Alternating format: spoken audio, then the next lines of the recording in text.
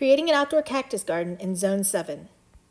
As you can see here, I have a number of outdoor cactuses that I've collected over the years. Some cholla, some echinoceras, some opportunias, as well as some brevibums, which are cold hardy succulents. What I'd like to do is give them more space to grow by creating an outdoor cactus bed so that they can live outside permanently. The area you see here is the area by my deck that I intend to become my permanent cactus bed.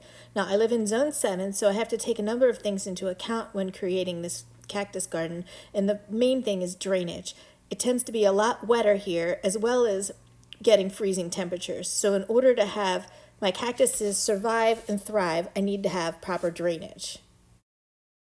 What I'm going to build today is a much simplified version of the image you see above. Basically, a big gravel pit that's designed to hold water and allow it to drain away into the subgrade slowly. To do this, I will need to have some pea gravel, some larger gravel, as well as some nice fabric flower pots like you see here. These are a 3-gallon size.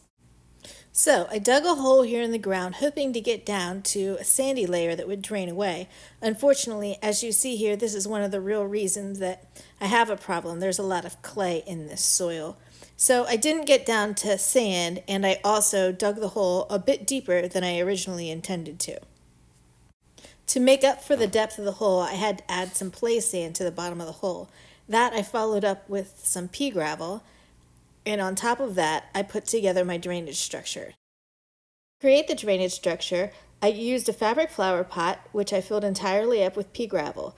This I then covered over with another fabric flower pot in order to create a capsule that would hold water without allowing it to be filled up with sediment.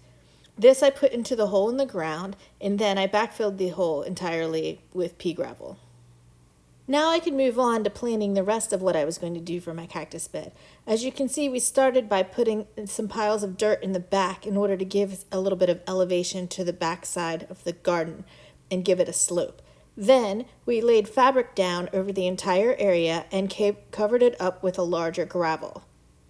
Here's an image from the work in progress. What you see is that I took play sand, or all-purpose sand, and mixed it up with some of my succulent soil that the plants had previously been potted in. And then I made pockets in the gravel in which I planted the plants. And here it is, my semi-finished cactus garden. As you can see, it's not just cactuses. There are a ton of other succulents in here.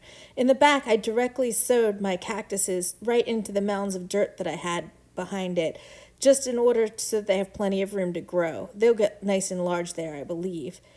You can see I have other succulents here, including some agaves that I've grown from seed, some of my big flapjacks, basically a large number of other succulents that I had lying around the house, and plants that I've grown from seed. The plan is to see how well this grows all year, and hopefully after quarantine ends, I'll be able to add some additional sempervivums and other cold hardy succulents just to keep this going as a really beautiful, incredible desert garden throughout the year. So just to close with some close-ups of some of the cactuses and succulents I have planted in here. There's some cholla, some agave babies that I grew from seed that's about a year old, another cholla from New Mexico.